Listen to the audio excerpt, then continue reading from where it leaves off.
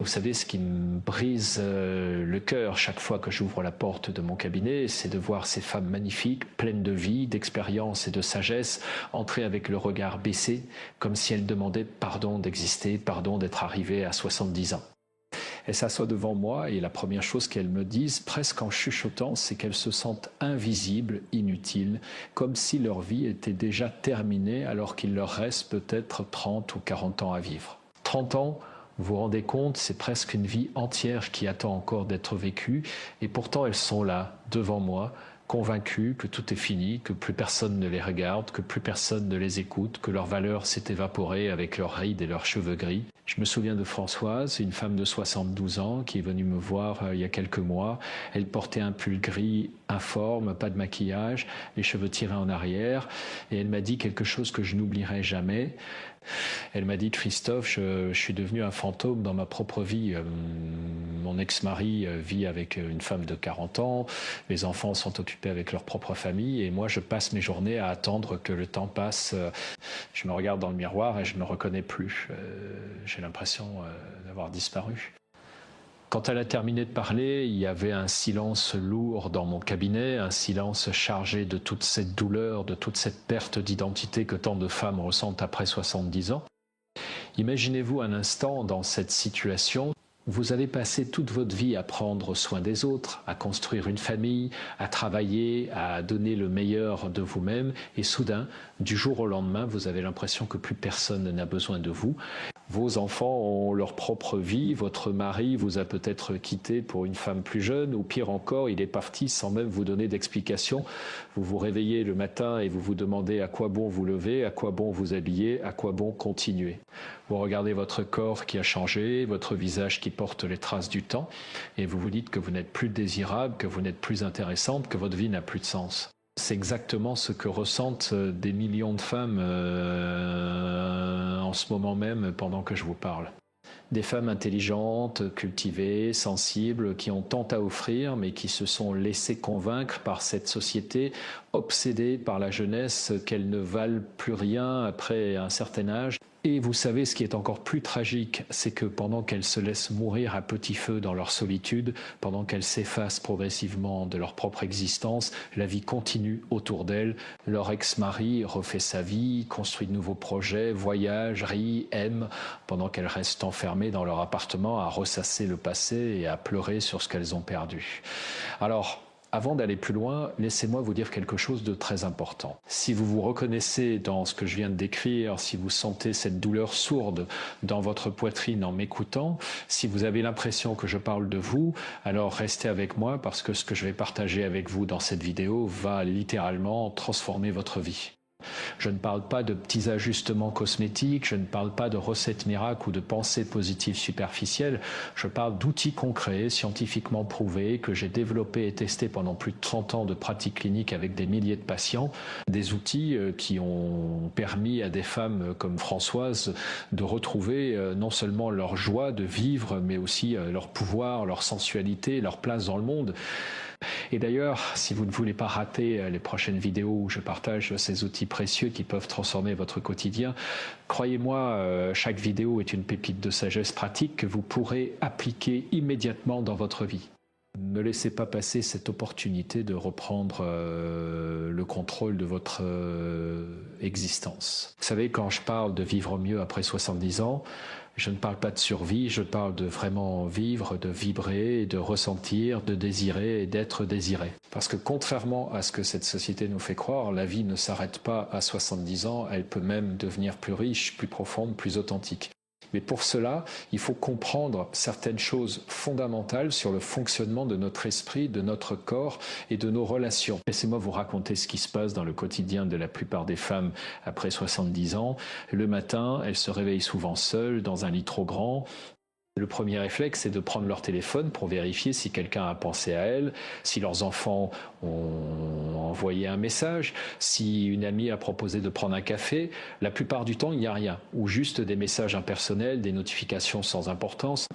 Alors, elles se lèvent, elles préparent leur café et elles s'installent devant la télévision ou devant la fenêtre et la journée s'étire devant elles comme un désert interminable. Certaines vont faire leurs courses, elles croisent des regards qui glissent sur elles sans les voir vraiment, comme si elles étaient transparentes. Elles rentrent chez elles, elles préparent un repas pour une personne, elles mangent en silence et puis l'après-midi recommence, identique, vide, sans relief. Le soir, elles regardent peut-être une série, elles appellent parfois une amie qui est dans la même situation qu'elles et elles se couchent en se disant que demain sera exactement pareil. Et le pire, c'est qu'elles ont accepté cette situation comme une fatalité, comme si c'était normal, comme si c'était ce qui devait arriver après 70 ans. Mais voilà ce que je veux que vous compreniez, et c'est absolument crucial. Ce n'est pas normal, ce n'est pas une fatalité. Ce n'est pas ce qui doit vous arriver. Cette vie grise, cette existence en demi-teinte, cette impression d'être devenu invisible, tout cela n'est pas le résultat inévitable du vieillissement. C'est le résultat d'un conditionnement social, d'un manque d'outils psychologiques et d'une série de petites décisions quotidiennes qui vous ont progressivement éloigné de vous-même, de votre vitalité, de votre pouvoir. Maintenant, écoutez-moi bien parce que je vais vous dire quelque chose qui va peut-être vous faire peur, mais qui est absolument nécessaire que vous entendiez. Si vous ne changez rien à votre situation actuelle, si vous continuez à vivre comme vous le faites maintenant, dans 5 ans, dans 10 ans, vous serez exactement au même endroit, sauf que vous aurez perdu 10 années précieuses de votre vie. 10 années pendant lesquelles vous auriez pu voyager, aimer, créer, explorer, rire, danser, vivre vraiment. 10 années que vous ne récupérerez jamais. Et pendant ce temps, vous savez ce qui va se passer autour de vous. Votre ex-mari, s'il vous a quitté, va continuer à construire sa nouvelle vie. Il va peut-être se marier avec cette femme plus jeune, ils vont voyager ensemble, ils vont créer de nouveaux souvenirs et vous allez regarder leurs photos sur les réseaux sociaux en vous rangeant de l'intérieur. Vos enfants vont continuer à être absorbés par leur propre vie et même s'ils vous aiment, ils vont progressivement espacer leur visite parce que franchement, c'est déprimant de venir voir quelqu'un qui n'a rien d'autre à raconter que ses problèmes de santé et sa solitude. Vos amis, une par une, vont soit disparaître, soit se laisser aller, elles aussi, dans cette spirale de résignation et de tristesse. Et vous allez vous enfoncer de plus en plus dans cette conviction que votre vie est terminée, que vous n'avez plus rien à apporter, que vous n'êtes plus désirable, que vous n'êtes plus intéressante. Vous allez peut-être développer des problèmes de santé liés à cette détresse psychologique, parce que oui, la science est très claire là-dessus. La solitude et le sentiment d'inutilité sont des facteurs de risque majeurs pour toutes sortes de maladies, de la dépression aux maladies cardiovasculaires, en passant par le déclin cognitif. Et un jour, vous allez vous réveiller et vous rendre compte que vous êtes devenu exactement ce que vous ne vouliez pas devenir, une vieille dame amère, aigrie, qui passe son temps à critiquer les autres et à se plaindre de sa vie. Vous savez, ces femmes qu'on évite dans les réunions de famille parce qu'elles plombent l'ambiance, ces femmes dont tout le monde parle avec une sorte de pitié gênée, est-ce que c'est vraiment ce que vous voulez pour vous ? Est-ce que c'est vraiment comme ça que vous voulez finir votre vie? Parce que je vais vous dire quelque chose qui va peut-être vous choquer, mais c'est la vérité. Si vous ne prenez pas votre vie en main maintenant, si vous n'appliquez pas les outils que je vais vous donner, non seulement vous allez rater les plus belles années de votre vie, mais vous allez aussi donner raison à tous ceux qui pensent que les femmes après 70 ans n'ont plus rien à offrir. Vous allez confirmer ce stéréotype toxique qui fait tant de mal à des millions de femmes et surtout vous allez mourir avec tous vos regrets, toutes vos envies inassouvies, tous vos rêves non réalisés. Maintenant, vous vous dites peut-être, mais Christophe, c'est facile pour vous de dire tout ça, vous ne savez pas ce que c'est que d'avoir 70 ans, vous ne savez pas ce que c'est que de voir son corps changer, son visage vieillir, ses forces diminuer. Et vous avez raison, je ne suis pas une femme de 70 ans, mais ce que je sais, c'est que j'ai accompagné des centaines de femmes dans cette situation et j'ai vu de mes propres yeux la transformation incroyable qui peut se produire quand elles décident de reprendre le contrôle de leur vie. Et vous savez, ce qui est encore plus terrible dans tout ça, c'est que pendant que vous vous laissez dépérir dans votre coin, pendant que vous vous convainquez que votre vie est terminée, il y a des femmes de votre âge qui vivent des vies absolument extraordinaires, des femmes qui voyagent seules à travers le monde, qui commencent de nouvelles carrières, qui tombent amoureuses, qui créent, qui inspirent, qui rayonnent. Des femmes qui ont décidé que 70 ans n'était pas la fin, mais le début d'un nouveau chapitre, peut-être le plus beau. Et la différence entre ces femmes et celles qui s'éteignent progressivement, ce n'est pas la chance, ce n'est pas l'argent, ce n'est pas la beauté naturelle. La différence, c'est qu'elles ont compris certaines choses fondamentales sur le fonctionnement de l'esprit humain et qu'elles ont appliqué des outils concrets pour transformer leur réalité. Et c'est exactement ces outils que je vais vous transmettre maintenant. Mais avant, je veux que vous compreniez quelque chose d'essentiel. Si vous ne faites rien, si vous regardez cette vidéo passivement, sans appliquer ce que je vais vous dire, rien ne va changer. Vous allez peut-être vous sentir un peu mieux pendant quelques heures, vous allez peut-être vous dire que oui, c'est vrai, je devrais faire quelque chose, et puis demain, vous allez retomber dans vos vieilles habitudes, dans votre routine déprimante, dans votre résignation. Et dans 6 mois, vous serez exactement au même endroit, peut-être même plus bas. Alors, je vais vous demander quelque chose maintenant. Je vais vous demander de prendre un engagement avec vous-même. Un engagement de vraiment écouter ce que je vais vous dire, de prendre des notes si nécessaire et surtout d'appliquer au moins un des outils que je vais partager avec vous dès aujourd'hui. Parce que c'est comme ça que le changement commence. Pas demain, pas la semaine prochaine, mais maintenant, aujourd'hui, dans l'instant présent. Le premier outil dont je veux vous parler, c'est quelque chose que j'appelle l'attention bienveillante au présent.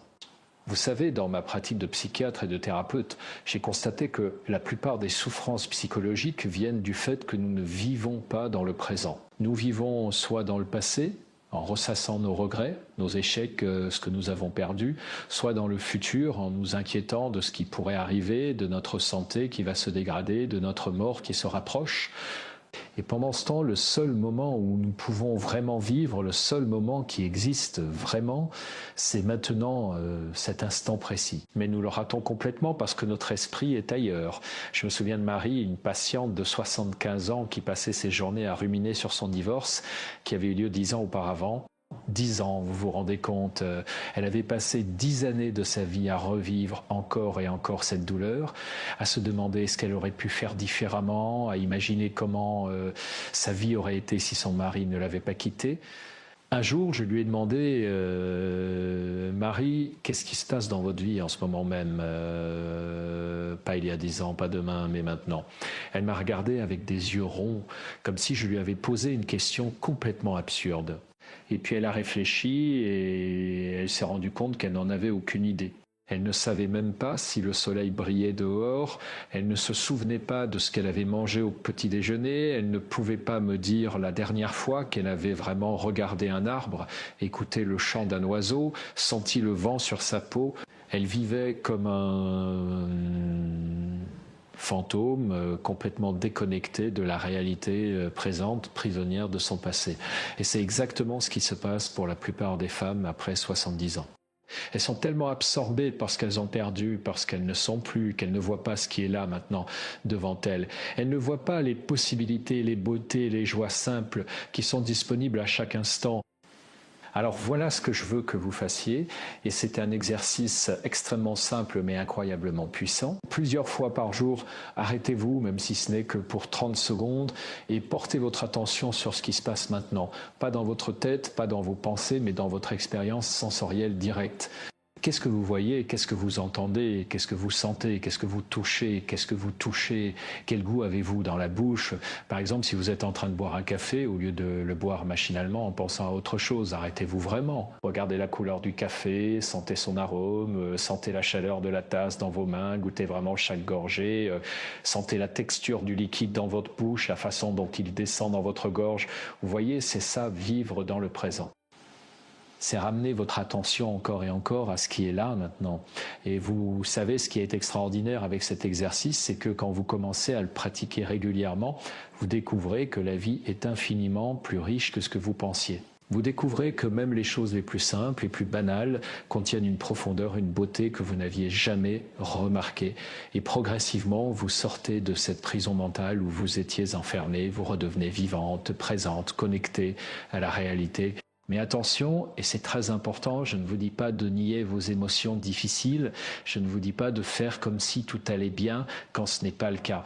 L'attention au présent, ce n'est pas de la pensée positive superficielle, ce n'est pas du déni, c'est simplement reconnaître que vos pensées ne sont pas la réalité, que vos ruminations sur le passé et vos inquiétudes sur le futur vous empêchent de vivre vraiment. Et que le seul endroit où vous pouvez trouver la paix, la joie, la vitalité, c'est ici et maintenant. Je me souviens d'une autre patiente, Sylvie, qui m'a dit un jour quelque chose de très beau. Elle m'a dit, Christophe, depuis que je pratique l'attention au présent, j'ai l'impression d'avoir enlevé des lunettes grises que je portais sans m'en rendre compte. Tout est plus coloré, plus vivant, plus intense.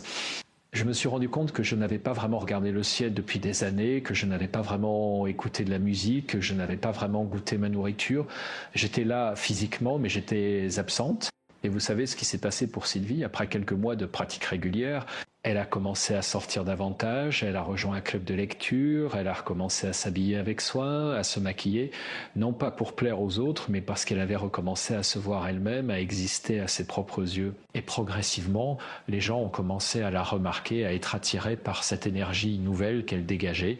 Elle a rencontré de nouvelles personnes, elle a même eu une relation amoureuse à 73 ans avec un homme merveilleux qu'il adorait. Mais tout a commencé par cette décision simple de revenir au présent, de sortir de sa prison mentale. Alors, je vous le demande, qu'est-ce qui vous empêche de faire la même chose? Qu'est-ce qui vous empêche de commencer dès maintenant, dès que vous aurez fini de regarder cette vidéo, à pratiquer l'attention au présent? Est-ce que vous pensez que vous n'avez pas le temps? Mais si vous avez le temps, vous avez même beaucoup de temps, c'est justement le problème. Est-ce que vous pensez que c'est trop simple pour être efficace? Mais justement, c'est parce que c'est simple que ça marche. Le deuxième outil que je veux partager avec vous, c'est ce que j'appelle la connexion au corps. Vous savez, dans notre culture occidentale, nous avons développé une relation très étrange avec notre corps. Nous le voyons comme un objet, comme quelque chose que nous possédons et que nous devons contrôler, améliorer, réparer. Et quand ce corps commence à vieillir, quand il ne correspond plus aux standards de beauté imposés par la société, nous le rejetons, nous le détestons, nous essayons de l'ignorer. Et c'est particulièrement vrai pour les femmes après 70 ans. Elles regardent leur corps dans le miroir et elles ne voient que les défauts, les rides, les kilos en trop, la peau qui s'affaisse, les seins qui tombent. Elles comparent leur corps actuel avec celui qu'elles avaient à 30 ans et évidemment la comparaison est douloureuse. Alors, elles arrêtent de se regarder, elles s'habillent de façon à cacher leur corps, elles évitent les situations où leur corps pourrait être vu ou jugé, elles se coupent complètement de leur corporalité. Et vous savez ce qui se passe quand vous vous coupez de votre corps. Vous vous coupez de la vie elle-même, parce que votre corps, ce n'est pas juste un objet que vous possédez, c'est vous, c'est votre façon d'être au monde, c'est à travers votre corps que vous ressentez le plaisir, la joie, la connexion aux autres. Quand vous rejetez votre corps, vous vous rejetez vous-même. Quand vous avez honte de votre corps, vous avez honte d'exister. Je me souviens de Claudine, une femme de 68 ans qui n'avait pas fait l'amour depuis son divorce 5 ans auparavant. Quand je lui ai demandé pourquoi, elle m'a répondu avec une évidence désarmante, mais Christophe, regardez-moi, qui voudrait de ce corps? Je suis vieille, je suis moche, je finis. Je lui ai demandé si elle se touchait elle-même, si elle se masturbait, et elle m'a regardé avec des yeux horrifiés, comme si je venais de lui suggérer quelque chose d'obscène. Non, bien sûr que non, pourquoi je ferais ça? Et là, j'ai compris l'étendue du problème. Cette femme magnifique, intelligente, sensible, s'était complètement coupée de son corps, de sa sensualité, de sa capacité à ressentir du plaisir. Elle avait intériorisé ce message toxique de la société selon lequel les femmes âgées n'ont pas le droit d'être sexuelles, d'être désirantes, d'être vivantes dans leur corps. Et elle se laissait mourir à petit feu, non pas physiquement, mais dans son essence même de femme. Alors voilà ce que je lui ai proposé, et c'est ce que je vous propose aussi. Commencez par reconnecter avec votre corps de façon très douce, très progressive, pas en le jugeant, pas en le comparant à ce qu'il était avant, mais en le découvrant tel qu'il est maintenant, avec curiosité et bienveillance. Chaque jour, prenez quelques minutes pour faire ce que j'appelle un scan corporel. Allongez-vous confortablement, fermez les yeux et portez votre attention sur chaque partie de votre corps, depuis les orteils jusqu'au sommet de la tête. Ne cherchez pas à changer quoi que ce soit, ne cherchez pas à ressentir quelque chose de particulier. Simplement, observez les sensations qui sont là, peut-être de la tension, peut-être de la détente, peut-être de la chaleur, peut-être du froid, peut-être des picotements, peut-être rien de particulier. L'important, c'est de porter votre attention sur votre corps sans jugement, avec une attitude d'acceptation et de curiosité, et puis progressivement, commencer à toucher votre corps. Pas de façon sexuelle nécessairement, mais simplement pour sentir la texture de votre peau, la forme de vos membres, la présence de votre corps. Massez vos pieds, vos mains, vos bras. Mettez de la crème sur votre peau en prenant vraiment le temps de sentir ce contact. Prenez des bains où vous pouvez sentir l'eau chaude envelopper votre corps. Bougez, dansez, même si c'est juste dans votre salon, même si personne ne vous regarde. Vous savez ce qui s'est passé pour Claudine après quelques semaines de cette pratique? Elle m'a dit, Christophe, j'ai l'impression de revenir à la vie. Je commence à sentir mon corps de l'intérieur, pas comme un objet que je regarde de l'extérieur, mais comme une présence vivante. Et c'est étrange, mais plus je me reconnecte à mon corps, moins je me soucie de ce à quoi il ressemble. Je commence à l'apprécier pour ce qu'il me permet de faire, de ressentir, d'expérimenter. Et 6 mois plus tard, Claudine avait rencontré quelqu'un. Pas parce qu'elle avait changé physiquement, elle avait toujours ses rides et ses kilos en trop, mais parce qu'elle habitait à nouveau son corps, parce qu'elle dégageait cette énergie sensuelle et vivante qui attire naturellement les autres.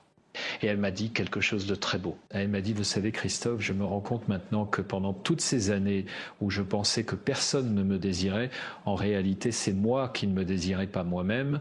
Comment quelqu'un pourrait-il me désirer si moi-même je me rejette? Et c'est exactement ça. Vous ne pouvez pas attendre que quelqu'un d'autre vous dise que vous êtes belle, désirable, intéressante pour commencer à le croire. Ça doit venir de vous. Vous devez reconnecter avec votre propre corps, avec votre propre pouvoir féminin. Et quand vous faites ça, quand vous habitez vraiment votre corps avec fierté et plaisir, les autres le sentent, ils sont attirés par cette énergie. Maintenant, je veux vous parler du 3e outil et c'est quelque chose de fondamental que j'ai découvert au fil de mes années de pratique. C'est ce que j'appelle la cultivation de la gratitude. Et avant que vous pensiez que je vais vous sortir des platitudes sur le fait de voir le verre à moitié plein, laissez-moi vous expliquer de quoi je parle vraiment. La gratitude, ce n'est pas nier les difficultés, ce n'est pas faire semblant que tout va bien. C'est un exercice très concret qui consiste à entraîner votre cerveau, à remarquer ce qui fonctionne, ce qui est beau, ce qui est précieux dans votre vie. Vous voyez, notre cerveau a une tendance naturelle à se focaliser sur le négatif. C'est un mécanisme de survie qui nous vient de nos ancêtres préhistoriques. Si vous étiez dans la savane il y a 100 000 ans, il était beaucoup plus important de remarquer le lion qui pourrait vous manger que de contempler le beau coucher de soleil. Ceux qui se focalisaient sur le négatif survivaient, les autres finissaient dans l'estomac d'un prédateur. Donc notre cerveau est programmé pour détecter les menaces, les problèmes, les dangers. Le problème, c'est que dans notre monde moderne, ce mécanisme devient contre-productif. Il nous fait voir notre vie comme une succession de problèmes, de manques, de menaces, alors qu'en réalité, même dans les situations les plus difficiles, il y a toujours des choses pour lesquelles nous pouvons être reconnaissants. Et quand je dis ça, je ne parle pas de choses extraordinaires. Je parle de choses très simples, très banales, que nous tenons pour acquises, mais qui sont en réalité des cadeaux précieux. Par exemple, le fait d'avoir un toit au-dessus de votre tête, de l'eau chaude qui sort du robinet, de la nourriture dans votre réfrigérateur, des yeux qui vous permettent de voir, des oreilles qui vous permettent d'entendre, des jambes qui vous permettent de marcher. Vous trouvez ça banal. Mais demandez à quelqu'un qui vient de perdre la vue si c'est banal de pouvoir voir. Demandez à quelqu'un qui est paralysé si c'est banal de pouvoir marcher. Demandez à quelqu'un qui vit dans la rue si c'est banal d'avoir un lit chaud ou dormir. Le problème, c'est que nous nous habituons à tout. C'est ce que les psychologues appellent l'adaptation hédonique. Nous nous habituons tellement à ce que nous avons que nous ne le voyons plus, nous ne l'apprécions plus. Et du coup, nous passons notre temps à nous focaliser sur ce qui nous manque, sur ce que nous avons perdu, sur ce que les autres ont et que nous n'avons pas. Et cette focalisation constante sur le manque nous rend profondément malheureux.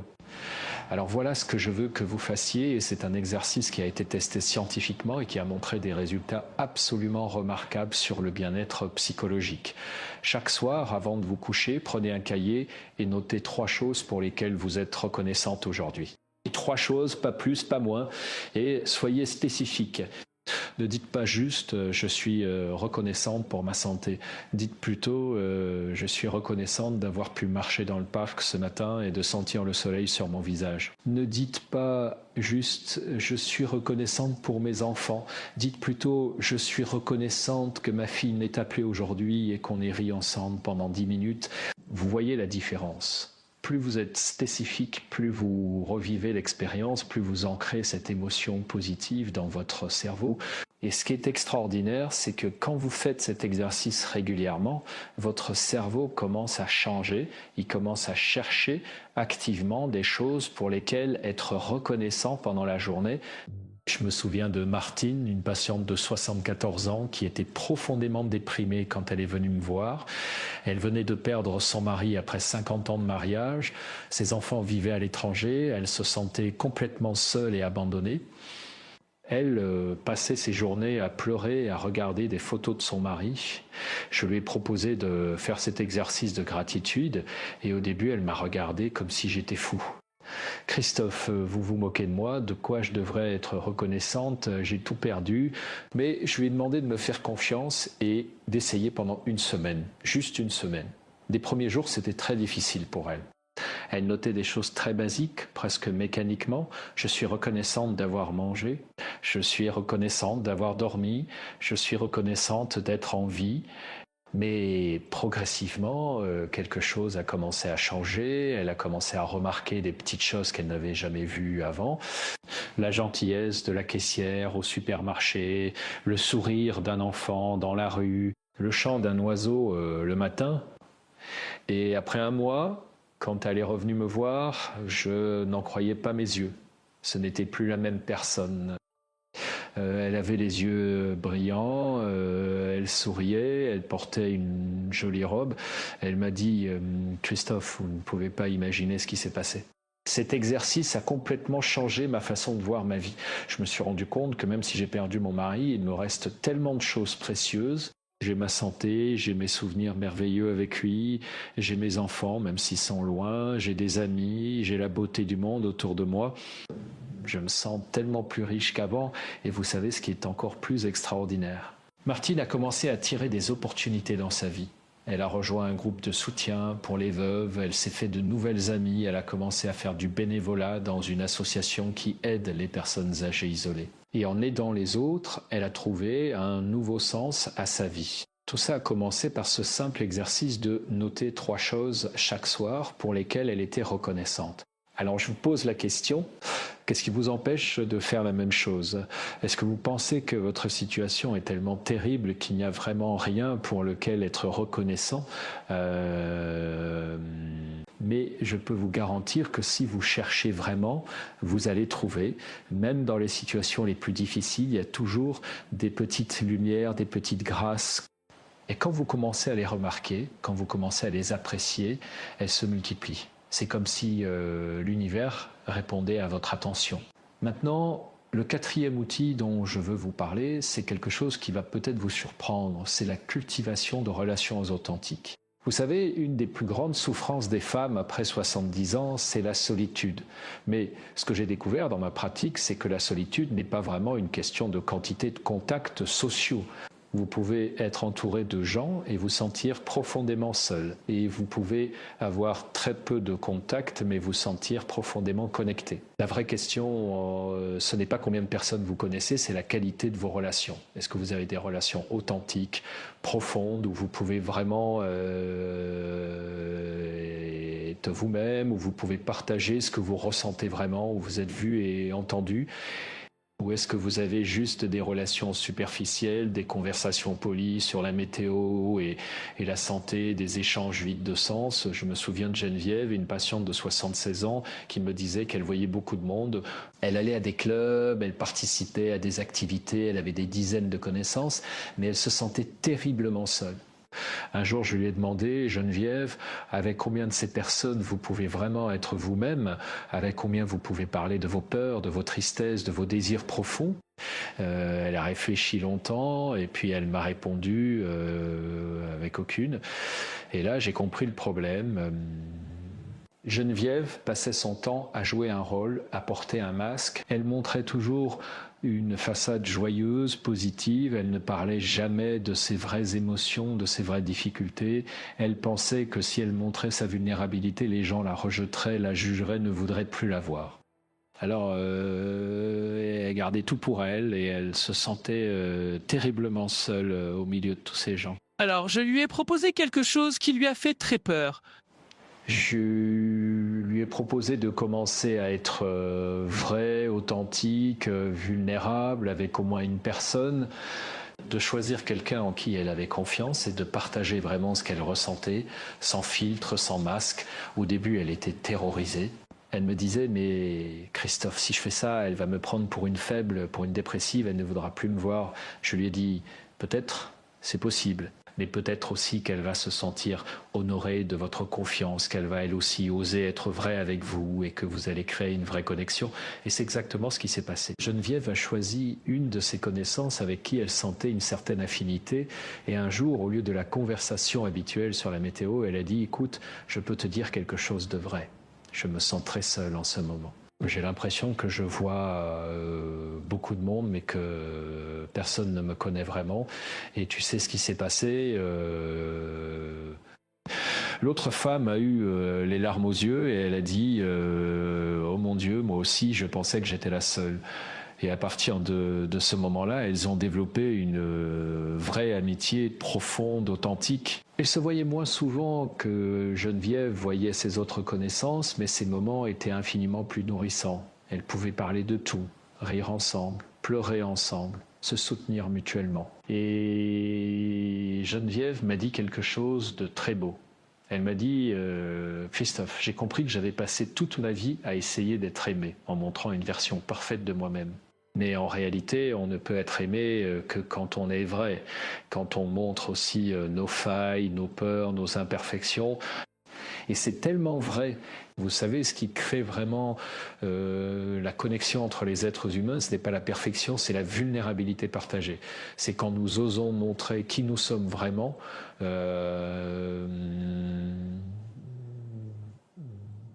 Avec nos forces et nos faiblesses, que nous créons un espace pour que l'autre fasse de même. Et c'est dans cet espace de vulnérabilité mutuelle que naît la vraie intimité, la vraie connexion. Alors voilà ce que je veux que vous fassiez. Identifiez une ou deux personnes dans votre vie avec qui vous aimeriez développer une relation plus profonde. Ça peut être une amie, une voisine, une cousine, peu importe. Et la prochaine fois que vous la voyez, osez être vrai, osez partager quelque chose de réel, quelque chose qui vous touche vraiment. Pas nécessairement quelque chose de dramatique, ça peut être quelque chose de simple, mais quelque chose de vrai. Par exemple, au lieu de dire ça va bien, et toi vous pourriez dire, tu sais, en ce moment je me sens un peu perdu, j'ai l'impression de ne plus trop savoir qui je suis maintenant que mes enfants sont partis et que je suis seul. Et vous verrez, la plupart du temps, l'autre personne va répondre avec sa propre vérité, avec son propre vécu. Et vous allez créer une vraie connexion. Et puis, il y a quelque chose d'autre que je veux que vous compreniez sur les relations. C'est que vous ne pouvez pas juste attendre que les autres viennent vers vous. Vous devez prendre l'initiative. Je sais que c'est difficile, je sais que vous avez peut-être peur d'être rejeté, de déranger, mais la vérité, c'est que la plupart des gens sont aussi seuls que vous, aussi en manque de vraies connexions que vous. Et ils seront ravis que vous preniez l'initiative. Alors appelez cet ami que vous n'avez pas vu depuis longtemps, proposez à votre voisine de prendre un café, inscrivez-vous à cette activité qui vous intéresse depuis longtemps. Oui, c'est inconfortable, oui, ça demande un effort, mais l'alternative, c'est quoi ? C'est rester chez vous, à vous morfondre dans votre solitude. Est-ce que c'est vraiment ce que vous voulez ? Le cinquième outil, et celui-ci est absolument crucial, c'est ce que j'appelle la redécouverte de votre identité au-delà des rôles. Vous savez, pendant la plus grande partie de votre vie, vous avez probablement défini votre identité à travers vos rôles. Vous étiez l'épouse de quelqu'un, la mère de vos enfants, peut-être la professionnelle dans votre domaine. Et ces rôles vous donnaient une structure, un sens, une raison d'être. Vous saviez qui vous étiez parce que vous saviez ce que vous faisiez, quelle fonction vous remplissiez. Mais que se passe-t-il quand ces rôles disparaissent ou changent radicalement ? Quand vous n'êtes plus l'épouse parce que vous avez divorcé ou que votre mari est décédé, quand vous n'êtes plus vraiment la mère au sens actif du terme parce que vos enfants sont adultes et ont leur propre vie, quand vous n'êtes plus la professionnelle parce que vous êtes à la retraite, qui êtes-vous alors ? C'est une question terrifiante pour beaucoup de femmes. Je me souviens de Jacqueline, une ancienne directrice d'école de 72 ans qui était complètement perdue après sa retraite. Pendant 40 ans, elle avait été Madame la directrice, les gens la respectaient, la consultaient, avaient besoin d'elle. Et du jour au lendemain, plus rien. Plus personne ne l'appelait pour lui demander son avis, plus personne n'avait besoin de ses compétences, de son expérience. Elle me disait « Christophe, j'ai l'impression d'avoir disparu, je ne sais plus qui je suis ». Et c'est le drame de beaucoup de femmes. Après 70 ans, elles ont tellement identifié leurs valeurs, leur identité à leur rôle, qu'elles ne savent plus qui elles sont quand ces rôles disparaissent. Alors je lui ai posé une question. Je lui ai dit, Jacqueline, si vous enlevez tous vos rôles, si vous n'êtes plus la directrice, plus l'épouse, plus la mère au sens fonctionnel, qui êtes-vous, au fond ? Qu'est-ce qui vous passionne vraiment ? Qu'est-ce qui vous fait vibrer ? Qu'est-ce que vous aimeriez faire si vous n'aviez pas à vous soucier de ce que les autres pensent ? Elle m'a regardé avec des yeux ronds. Personne ne lui avait jamais posé cette question. Elle avait passé toute sa vie à répondre aux attentes des autres, à remplir ses devoirs, à jouer ses rôles. Elle n'avait jamais pris le temps de se demander ce qu'elle voulait vraiment, elle, au plus profond d'elle-même. Et c'est tragique, mais c'est très courant, surtout chez les femmes de cette génération qui ont été éduquées à se sacrifier pour les autres, à passer en dernier. Alors je lui ai proposé un exercice, je lui ai demandé de prendre un cahier et de répondre à ces questions. Qu'est-ce que j'aimais faire quand j'étais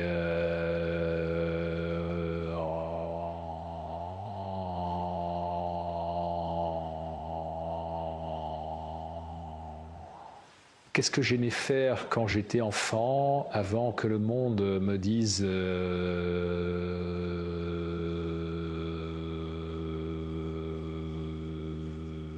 si j'avais un an à vivre, qu'est-ce que je ferais ? Si l'argent n'était pas un problème, si je ne devais plaire à personne, qu'est-ce que je ferais de mes journées ?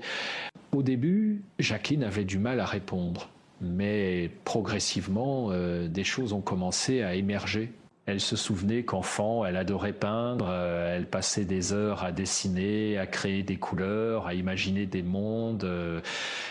Mais quand elle était devenue adulte, elle avait complètement abandonné ça parce que ce n'était pas sérieux, ce n'était pas productif, ce n'était pas utile. Elle se souvenait aussi qu'elle adorait voyager, découvrir de nouvelles cultures, mais elle ne l'avait jamais vraiment fait parce qu'il y avait toujours autre chose de plus important, de plus urgent. Et là, je lui ai dit quelque chose qui l'a beaucoup touché. Je lui ai dit, Jacqueline, vous avez 72 ans, vous êtes en bonne santé, vous avez peut-être encore 20 ou 30 ans devant vous.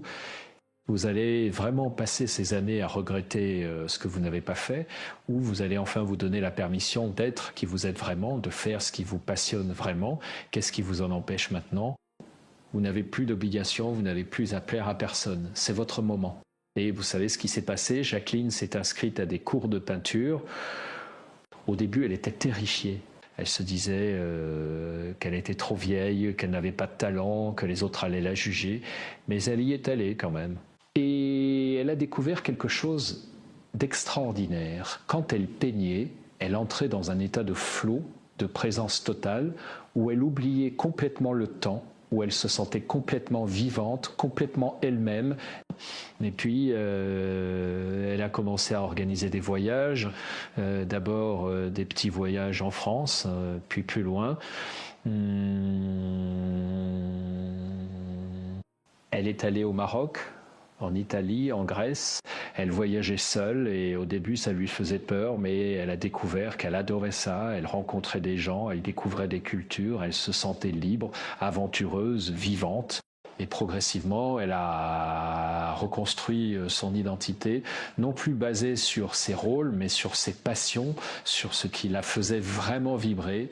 Et vous savez ce qui est extraordinaire, les gens ont commencé à être attirés par elle parce qu'elle dégageait cette énergie de quelqu'un qui vit vraiment sa vie, qui est aligné avec elle-même.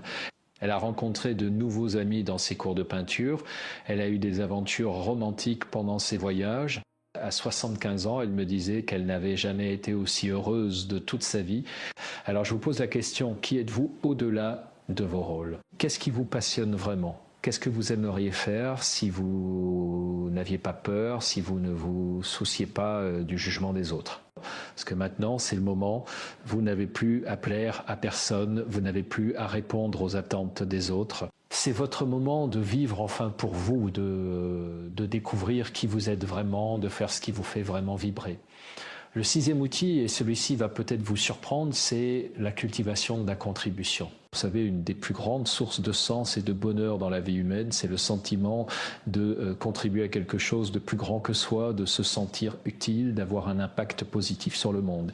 Et malheureusement, beaucoup de femmes, après 70 ans, ont perdu ce sentiment. Elles pensent qu'elles n'ont plus rien à apporter, que leur temps est passé, que le monde n'a plus besoin d'elles, mais c'est complètement faux. En réalité, vous avez plus à apporter maintenant que jamais. Vous avez des décennies d'expérience, de sagesse, de compétences. Vous avez traversé des épreuves, vous avez appris des leçons, vous avez développé une compréhension de la vie que les jeunes n'ont pas encore. Et il y a tellement de gens qui ont besoin de ce que vous avez à offrir. Je me souviens de Monique, une ancienne infirmière de 74 ans, qui se sentait complètement inutile après sa retraite. Elle passait ses journées à regarder la télévision et à s'ennuyer. Un jour, je lui ai demandé, Monique, qu'est-ce que vous aimeriez changer dans le monde si vous le pouviez? Elle m'a parlé de toutes ces personnes âgées, isolées, qui n'ont personne pour leur rendre visite, qui passent des semaines sans parler à quelqu'un. Elle trouvait ça terriblement triste. Alors je lui ai dit, pourquoi vous ne faites pas quelque chose pour changer ça? Pourquoi vous ne devenez pas bénévole dans une association qui visite les personnes âgées isolées? Au début, elle était réticente. Elle me disait, mais Christophe, je suis vieille moi-même, qu'est-ce que je peux apporter? Je lui ai répondu justement, vous comprenez ce qu'elle vit, vous pouvez créer une vraie connexion avec elle. Et elle l'a fait. Elle s'est inscrite dans une association et maintenant elle visite régulièrement 3 personnes âgées qui n'ont plus de famille. Elle leur apporte des gâteaux, elle leur lit des livres, elle les écoute raconter leur vie. Et vous savez ce qu'elle m'a dit? Elle m'a dit, Christophe, je me sens plus utile maintenant qu'à n'importe quel moment de ma vie. Ces personnes attendent mes visites avec tellement d'impatience, je vois la joie dans leurs yeux. Quand j'arrive, j'ai l'impression de faire une vraie différence dans leur vie. Et ce qui est extraordinaire, c'est que cette contribution a complètement transformé la vie de Monique elle-même. Elle ne se sent plus inutile, elle ne s'ennuie plus, elle a un but, une raison de se lever le matin. Elle prend soin d'elle parce qu'elle sait que ces personnes comptent sur elle. Elle est plus heureuse, plus énergique, plus vivante. Et c'est ça le pouvoir de la contribution. Quand vous donnez aux autres, quand vous vous sentez utile, vous recevez beaucoup plus que ce que vous donnez. Vous recevez du sens, de la connexion, de la joie. Alors je vous pose la question. Comment pourriez-vous contribuer? Qu'est-ce qui vous touche? Qu'est-ce qui vous révolte? Qu'est-ce que vous aimeriez changer dans le monde? Peut-être que c'est les animaux abandonnés, alors vous pourriez devenir bénévole dans un refuge. Peut-être que c'est l'illettrisme, alors vous pourriez donner des cours d'alphabétisation. Peut-être que c'est l'environnement, alors vous pourriez rejoindre une association écologique. Peut-être que c'est simplement aider votre voisine qui a du mal à faire ses courses. Il y a 1000 façons de contribuer et chacune est précieuse. Et ne vous dites pas que vous êtes trop vieille, que vous n'avez pas assez d'énergie, que vous n'avez rien à apporter. C'est faux. Vous avez tellement à apporter. Votre expérience, votre sagesse, votre compassion, votre temps. Il y a des gens qui ont désespérément besoin de ce que vous avez à offrir.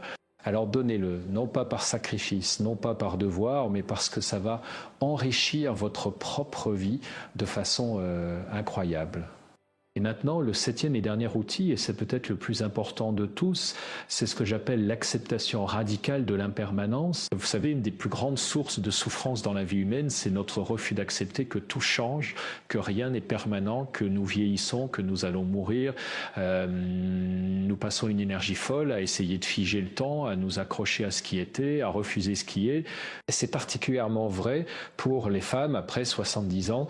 Elles regardent leur corps qui change et elles sont en guerre contre lui. Elles regardent leur vie qui n'est plus ce qu'elle était et elles sont en guerre contre la réalité. Elles pensent au fait qu'elles vont mourir un jour et elles sont terrorisées. Et toute cette énergie dépensée à refuser la réalité les épuise, les rend malheureuses, les empêche de vivre pleinement le temps qui leur reste. Je me souviens de Louise, une femme de 78 ans qui était obsédée par la chirurgie esthétique. Elle avait déjà fait plusieurs interventions et elle voulait en faire encore plus. Elle me disait, Christophe, je ne peux pas accepter de vieillir, je ne peux pas accepter de devenir laide, je ne peux pas accepter que mon corps se dégrade. Un jour, je lui ai demandé, Louise, qu'est-ce qui vous fait si peur dans le vieillissement? Qu'est-ce qui vous fait si peur dans la mort? Et là, elle s'est effondrée en larmes. Elle m'a dit, j'ai peur de disparaître, j'ai peur de ne plus compter, j'ai peur que ma vie n'ait servi à rien. Et j'ai compris que derrière son obsession pour son apparence, il y avait en réalité une peur existentielle profonde, une peur de la mort, une peur de l'insignifiance, une peur du vide. Et tant qu'elle ne faisait pas face à cette peur, tant qu'elle essayait de la fuir en changeant son apparence, elle ne pouvait pas trouver la paix. Alors je lui ai proposé quelque chose de radical. Je lui ai proposé de méditer sur sa propre mort, pas de façon morbide, mais de façon consciente et acceptante. De se demander si je devais mourir demain, qu'est-ce que je regretterais, qu'est-ce qui aurait vraiment compté dans ma vie, comment est-ce que je voudrais être souvenu.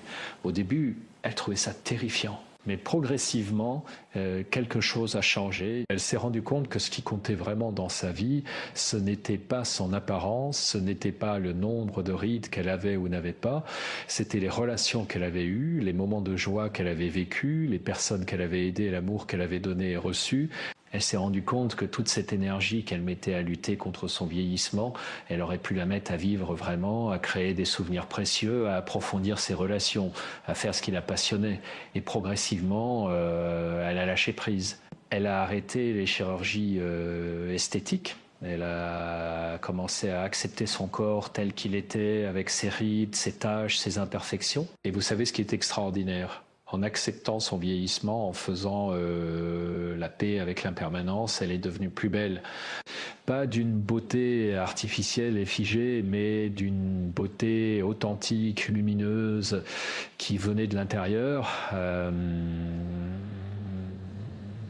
Elle m'a dit, Christophe, j'ai passé tellement d'années à avoir peur de mourir que je n'ai pas vraiment vécu. Maintenant que j'ai accepté que je vais mourir, que tout est impermanent, je me sens paradoxalement plus vivante que jamais. Chaque moment devient précieux parce que je sais qu'il ne reviendra pas.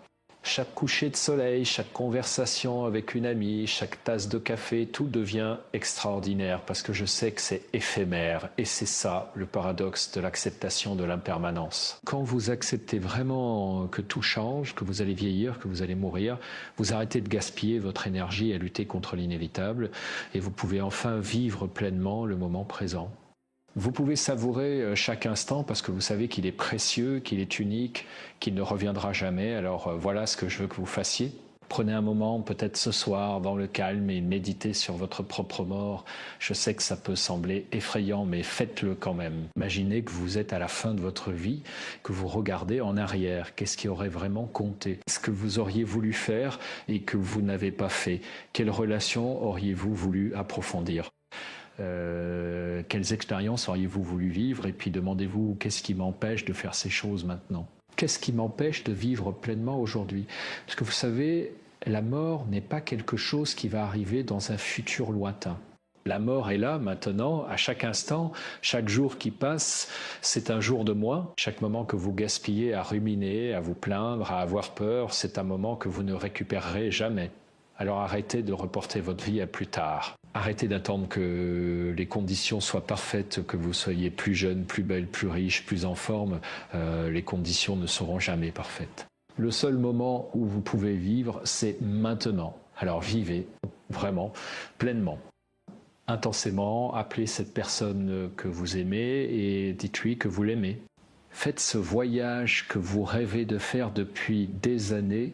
Inscrivez-vous à ce cours qui vous intéresse, portez cette robe que vous gardez pour une occasion spéciale parce que devinez quoi, aujourd'hui est une occasion spéciale, aujourd'hui est le seul jour qui existe vraiment.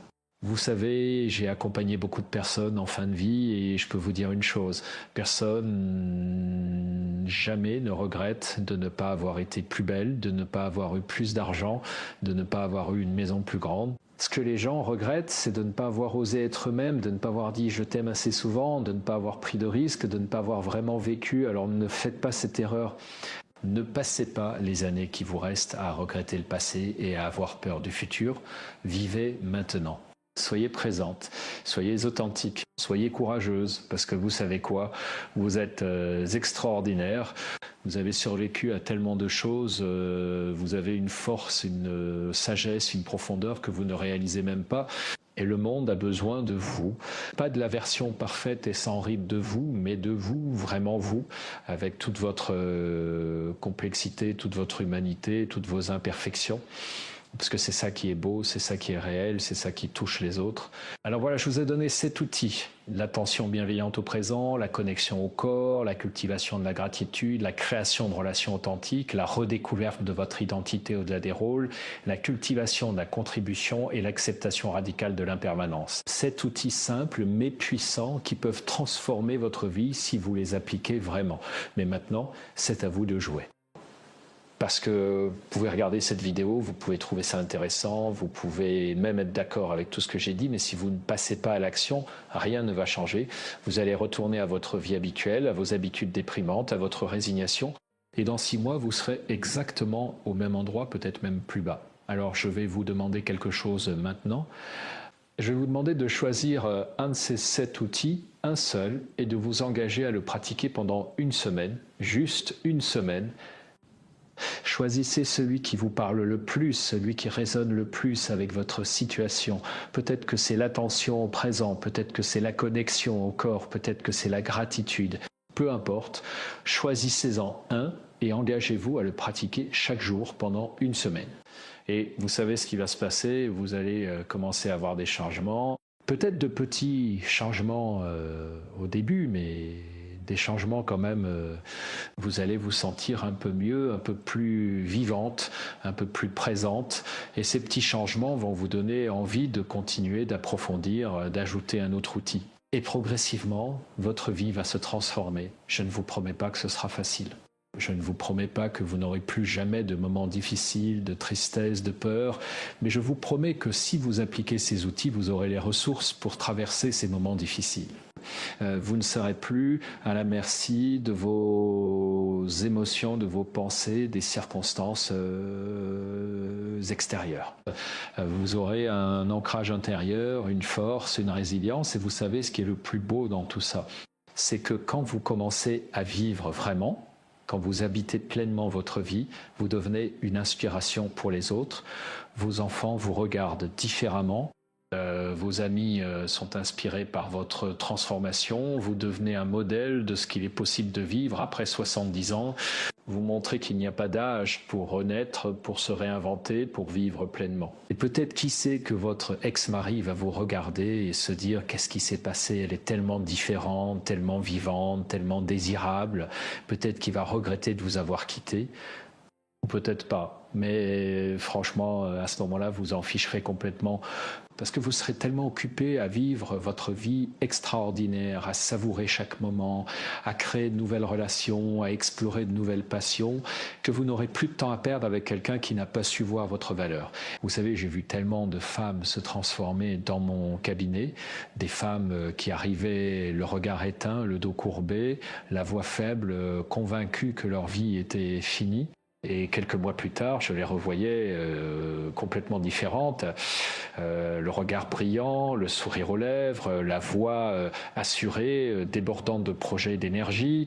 Et chaque fois, C'est la même chose qui les a transformés. Ce n'est pas un miracle, ce n'est pas de la chance.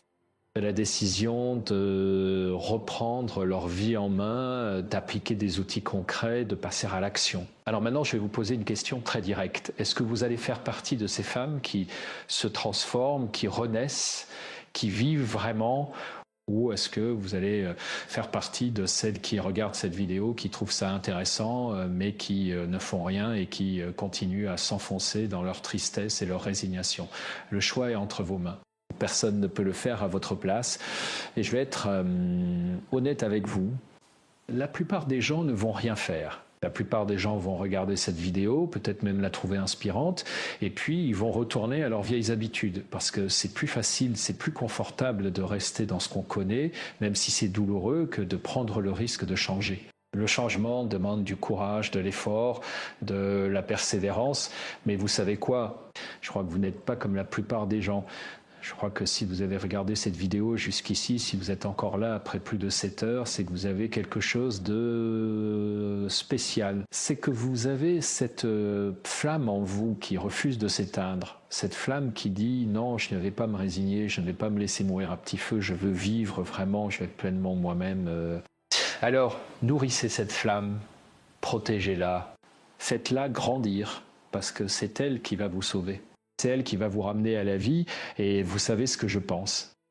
Je pense que dans quelques mois, vous allez me remercier. Vous allez vous souvenir de cette vidéo comme d'un tournant dans votre vie. Vous allez vous dire, c'est ce jour-là que tout a changé, c'est ce jour-là que j'ai décidé de reprendre ma vie en main. Et peut-être que dans quelques années, vous serez celle qui inspire d'autres femmes. Celle qui montre qu'il est possible de vivre une vie extraordinaire après 70 ans. Celle qui rayonne, qui vibre, qui donne envie aux autres de vivre pleinement. Vous serez la preuve vivante que l'âge n'est qu'un nombre, que la vraie vie peut commencer à n'importe quel moment, qu'il n'est jamais trop tard pour renaître. Alors voilà, je vais terminer maintenant. Mais avant, je veux vous dire une dernière chose. Vous êtes précieuse, vous êtes importante, vous avez de la valeur, pas à cause de ce que vous faites, pas à cause de votre apparence, pas à cause de vos rôles, mais simplement parce que vous existez. Vous êtes un être humain unique, avec une histoire unique, une sensibilité unique, une contribution unique à apporter au monde. Ne laissez personne vous convaincre du contraire. Ne laissez pas cette société obsédée par la jeunesse vous faire croire que vous ne valez plus rien après un certain âge. C'est faux. Vous valez autant à 70 ans qu'à 30 ans. En fait, vous valez même plus parce que vous avez la sagesse, l'expérience, la profondeur que seul le temps peut apporter. Alors tenez-vous droite. Regardez le monde dans les yeux, occupez votre espace. Faites entendre votre voix, vivez votre vie sans vous excuser, sans demander la permission, parce que vous n'avez qu'une vie et elle est en train de se passer maintenant. Pas demain, pas la semaine prochaine, mais maintenant, à cet instant précis. Alors, qu'allez-vous en faire? Allez-vous la gaspiller à regretter le passé, à avoir peur du futur? Ou allez-vous la vivre pleinement, intensément, courageusement? Le choix est entre vos mains. Et je sais du plus profond de mon cœur que vous allez faire le bon choix, parce que vous êtes plus forte que vous ne le pensez. Vous avez plus de ressources que vous ne le réalisez, et vous méritez une vie extraordinaire. Alors allez-y, commencez maintenant. Choisissez un outil et appliquez-le aujourd'hui, et puis revenez me dire comment ça s'est passé. Partagez votre expérience dans les commentaires, inspirez d'autres femmes avec votre transformation. Parce qu'ensemble, nous pouvons changer la narrative sur ce que signifie vieillir. Ensemble, nous pouvons montrer au monde que les femmes après 70 ans ne sont pas invisibles, ne sont pas finies, ne sont pas inutiles. Elles sont puissantes, sages, vivantes, et elles ont encore tellement à offrir. Merci de m'avoir écouté jusqu'au bout. Merci de votre confiance et surtout, merci d'exister. Le monde a besoin de vous, alors ne vous cachez plus, brillez, rayonnez. Vivez, vous le méritez tellement.